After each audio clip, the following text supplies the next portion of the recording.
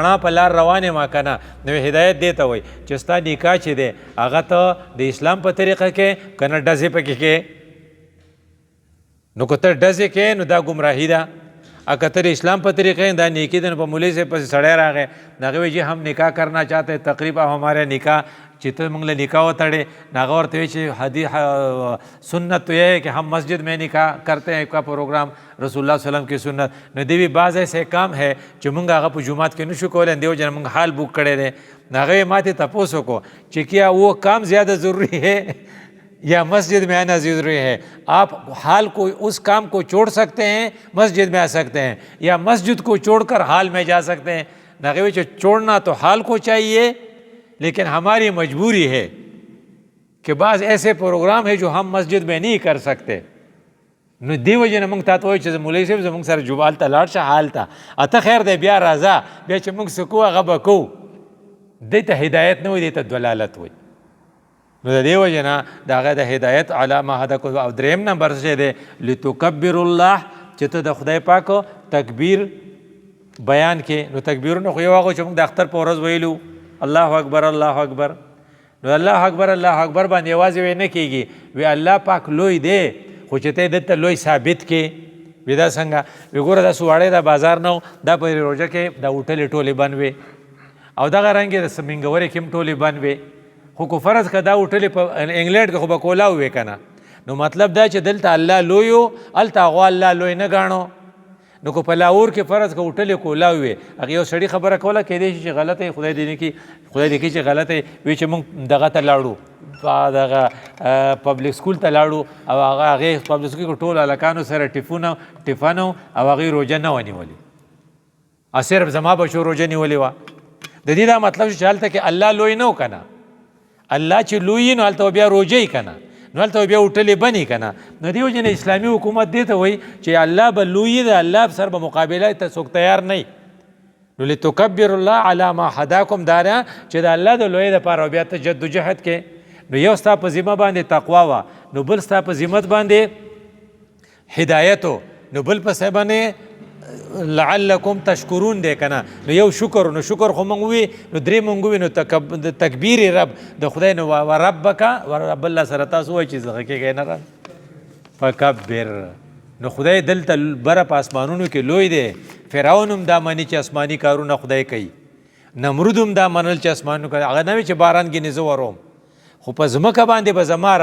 رایې چلیږي. دې ته طاغوت وایي. د دې طاغوت خلاف به بیا تعالی څه کارونه پکاري او هغه به کې. د هغې دپاره دا دی تکبیر رب دپاره چې څلور میچونه به ګټل غواړي هلکه وایي فاینل ته ورسېږي چې فاینل ته بال ورسې چې به دغې په پلاني میچ کې راووتو نو وایي دغې ته لاړل نو چې هغې ته وځي نو وایي دی سیمې فاینل ته ووت نو سیمې فاینل والا وایي فاینل ته ووت نو ته بس فاینل تالو وځې نو فاینل ته قتال فی سبیل الله وایي نو د څلورو میچونه به ګټې نو هلو به تکبیر رب مرحله پوره کېږي. نمبر 1 جهاد ته وایي وجاهدوا فی الله حق جهاده. جد و جهد بکې چې جد و جهد کې ځکه تکبیر رب راولې رب لوی په اسمانونو کې لوی دی دلته ته لوی ثابتې. نو ربک فکبر نو جهاد مع النفس. نو مع النفس ته وایي چې سار مال نن سار چې وکړو تاسو به ګورئ چې سار مونځ کړی که نه بېګانه شپه ډېره یخه وه نو ډېر خلک خو ده پاتې شو نه یې بانګ اورېدلی دی او ستړي نو ما هغه یو ته تاسو خو نه بانګ وی نه راغلی وی په خدای یقین وکړه په څه پوه شوي یو. نو د سار د دې نفس سره دا جګړه کول سار وختي پاسېدل د امامتۍ مانځله راتلل دا د جهاد مع النفس لومبنی بیچ دی دا ته وګټه که نه. نو په جومات کې ستاسو څومره کساني نو د دې وجې نه په جومات کې د جمعې په مانځه کې 2 څپۍ او د سهار په مانځه کې هم 2 څپۍ نو دې جهاد مع النفس کړی دی. خو که د سهار په مانځه کې 15 کساني او د جمعې په مانځه کې 2 څپۍ د دې مطلب چې مع النفس دې نشي کولی نو مې چې بایلو نو سیمې فاینل ته غواړو دې وتی نشي ځکه چې په دې ځای کې یې بایلو او دا آسان دی. راځئ چې دا وګورو چې جهاد مع النفس نو هره ورځ دا یو مثال د هغې نو لومبنی میچ چې دی چا به ګټل غواړي هغه دی جهاد مع النفس. دویم نمبر چې دی هغه جهاد مع شیطان دی مع ابلیس. ابلیس چې کوم شی ډېر زیات خوښ دی بې حیایي ده.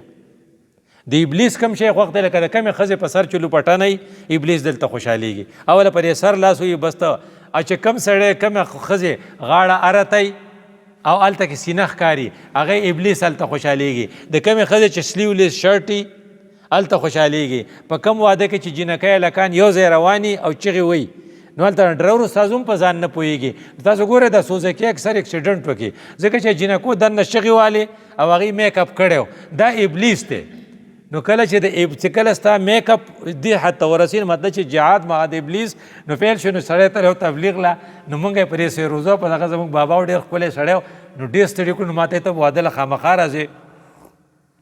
چې زه لاړم هغه ډنګا جوړه وه او په هغې کور کې دننه ښځې ګډېدې نو لار ما خطا کړه. هغه کور په پټي کې و نو هغه د غریبو خلکو په دې پټو کې چې کوم کور وی دروازه هم نه وي په هغې چې ورنه وتو چې دا ډانس شروع دی. نو ما بابا ته سیروزې چیلې ما ته وې ټولې تللي دي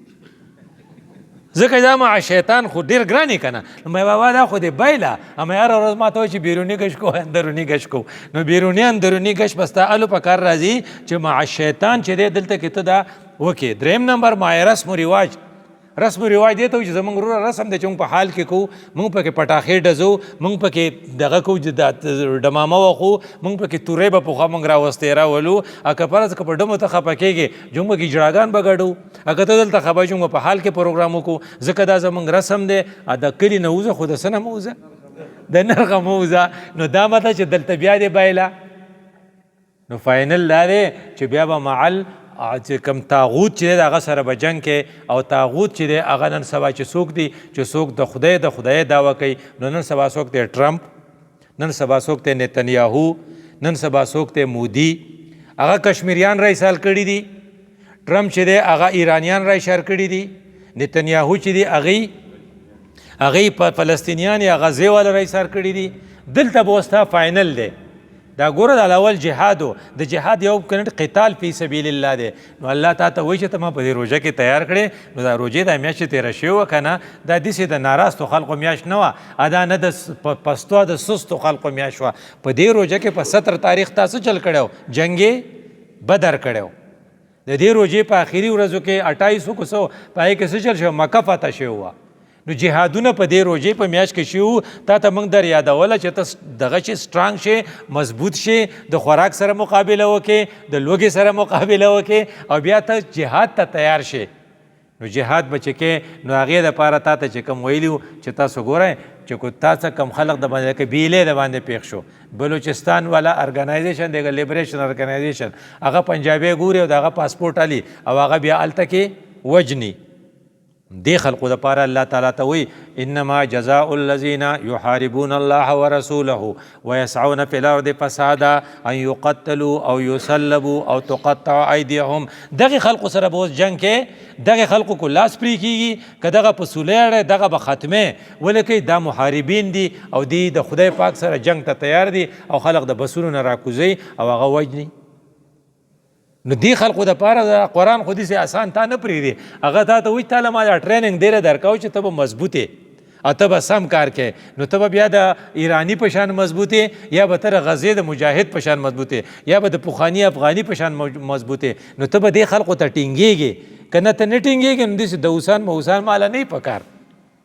دا خو میچونه تړلو عمل میچ مع النفس دی وګاټو نو بیا مع رسم رواج دی وګاټو نو بیا د مع شیطان وګاټو. اوس فاینل ته راووتې چې فاینل ته راووتې نو چې فاینل میچ وګټې نو کپ پال والې کپ پسې جنت پی نو جنت ته موږ بزدلان نه بیایو. نو الله تعالی وایي چې ګوره دا داسې خبره خو نه ده که نه لکه ستا په غزه کې خلق چغې وایي هغه زنانه چغې وایي چې زه د خدای ته به زه ستاسو شکایت کوم پاکستان ستا شکایت به کوم مصر ستا شکایت به کوم. نو الله څه وایي وما لکم لا تقاتلون فی سبیل الله والمستضعفین من الرجال والنساء والولدان. کمزوري خلق دي ماشومان دي ښځې دي او سړي دي چغې وایي چې ربنا اخرجنا من هذه القريه خدای ردی غزه نه مونږ وکاږې خدای پاکه ردی ایران نه مونږ وکاږې خدای پاکه د افغان نه مونږ وکاږې د ظالمانو خو مونږ ډېر بد حل کړی. نو ته پسې ورځې که نه ته به وایي داسې مه کوئ که پاکستاني فوجه ته کم ځای یې پاکستاني ایټم بمه ته کم ځای یې پاکستاني میزایله ته کم ځای یې. دغې خلقو له به تیاری کوې وایي دا خو هلکه ګران کار دی نو وایي څنګه به یې کوم نو الله څه وایي وایي تیاری به کوې که نه نو څه به کوې واعدو لهم ما استطعتم تاسو بیا تیاری وکئ ډاکټر قدیر راولی چې څومره وس کېږي د څه نه من قوت. نو رسول الله قوت څه ته وایي رسول الله وسلم ته چا وایي قوت څه ته وایي هغه وایي الرمی ویشتو ته وایي ګوره څومره ښکلی ټکی ویلی پخوا موږ په څه شي ویشتل کولای ته ویسه مرچوڼه زمونږ دا جنګونه چې به وکړه د هلکانو په مرچوڼو یو بل ویشتو د هغې نه پس بیا د مرچوڼې نه پس بیا توپه راووته منجنیق چې به یې ورته وی د منجنیق نه پس بیا څه راوته غشی جو غشی به راوتې د غشی نه پس ګولۍ راووته د ګولۍ نه پس بیا څه راوته کلاشینکوف راووته د کلاشینکوف نه پس اوس څه شی دی میزایل نو اعدو لکه ستا ایران سره میزایل دی نو د خدای پاک حکم یې منلی دی چې میزایل ټکنالوژي خپل ډیولپ کړي ټولې دنیا د باندې کړی موږ خو چې سعودي عرب به څه وایي او دغه به څه وایي د یو ای ای هغه به وایي چې موږ برج خلیفه جوړ کړو اسمان ته ورسو وایي زه دغه سټه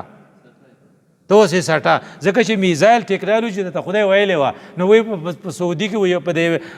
دوبۍ کې وایي جومات دی نو وایي ټول ورځ پکې تلاوت کېږي مې نه پې هغه حکمران پوهېږي نه پې هغه عوام پوهېږي چې دا مولوي صاحب څه وایي مې کیسټې لګولې که څه پخوا پکې یو جومات یو سړي ماته وی یو آفس چې وستړی شي چې بل کښېنئ 24 ګنټې نو هغې کې خو یې درته ویل چې واعدو له ما استطعتم میزایل ټکنالوژي ډیولپ کا نو د ایران پیسه دومره کمزورې ده او د دوبۍ پیسه څومره زوروره ده وایي د چا چې معاشیات ښي هغه ښي مې چې د چا معاشیات ښي هغه نه دوبۍ جوړه شي نو هغه بیا څه کوي اسرائیل ته لکۍ وخي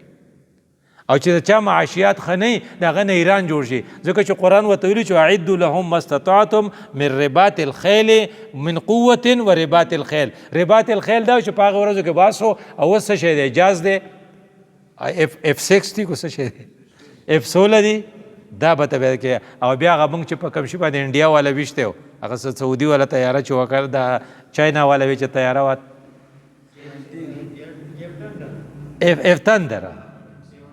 F17 په دې نه دا تا ته وایي چې دا به وله اوس تیار کړي نو وایي چې هغه روغه نه کوو ګوره الله تعالی تا ته دا هم وایي چې ولا تهنوا وتدعوا الى السلم سورت محمد کې دی تاسو چېرته سست نه شئ تاسو چېرته داسې ونه وایئ چې روغه نه کوو اینو د روغې سوال به نه کوي ایران نه کو سوال ټرمپ سوال وکړو ټرمپ شهباز شریف رضا کو ټرمپ خپل سړی راولېږو دې ته وایي چې هغه راولېږي نو ورپسې په بله صورت کې څه په انفال کې وان جنحوا للسلم فاجنح که دې روغه کوي جو وکړئ ګوره هلته وایي چې ته به نه وایې چې زه کوم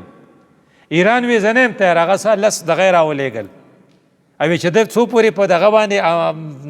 د حملې بند کړي نه په لبنان زاړو کینم نه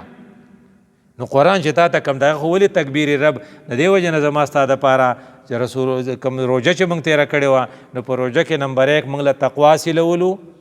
دویم نمبر هدایت حاصلولو دریم نمبر شکر کولو در صورت بقره آیاتونه او څلورم نمبر تکبیر رب دپاره کار کولو رمضان کې بعد کیا کریں اب ادا کو د دې دپاره به د خدای نه دعا غواړو چې خدای پاک وایي د دې دپاره ښه کار دا دی چې د فرضو نه علاوه د نفلو اهتمام کوئ د الله نه دغه دعاګانې غواړئ چې خدای استقامت نصیب کړي ځکه خدای د هغې خلقو خوښ دی ان الذین قالوا ربنا الله ثم استقاموا الله دې زموږ استقامت نصیب کړي اقول قولي هذا استغفر الله لي ولكم ولسائر المسلمين